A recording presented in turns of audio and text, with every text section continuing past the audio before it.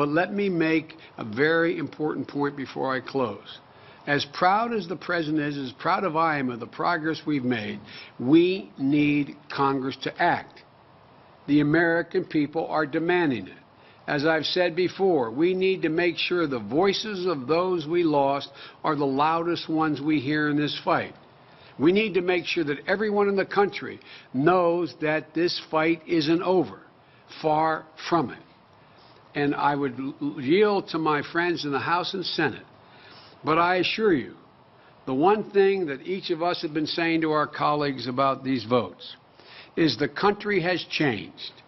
You will pay a price, a political price, for not getting engaged and dealing with gun safety.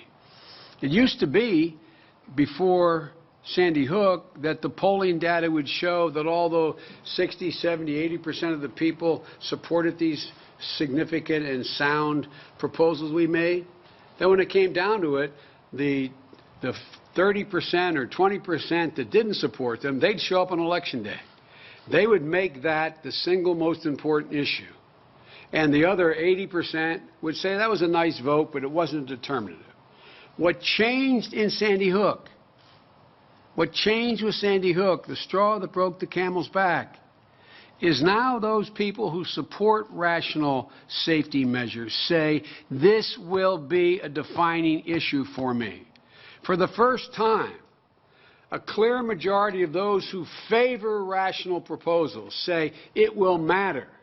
It will make a difference in who I vote for. That's a fundamental change in the political calculus out there.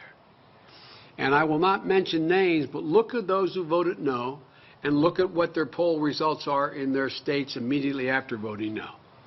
Many who were popular and were in the 50s and 60s now find their favorable ratings in the 40s.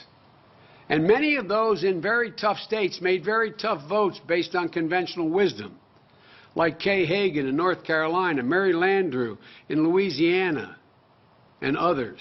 Their poll numbers have gone up because the country's changed.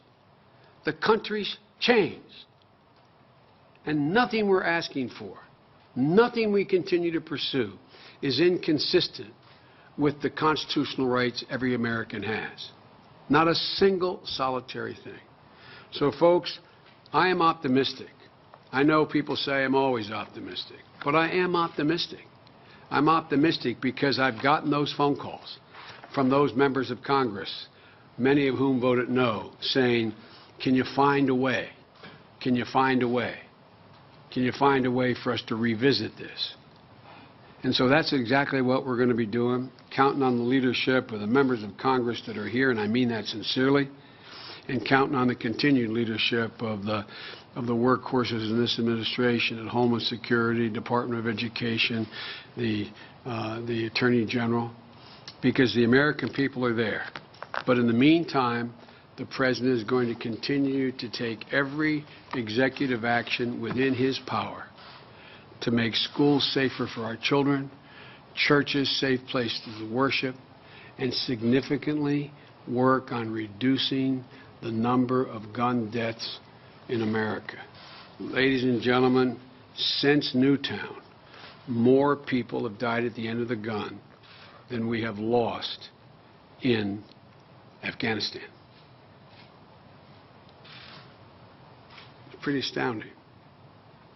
Pretty astounding. And Iraq, as a matter of fact, over 5,000. It's no way to run a country.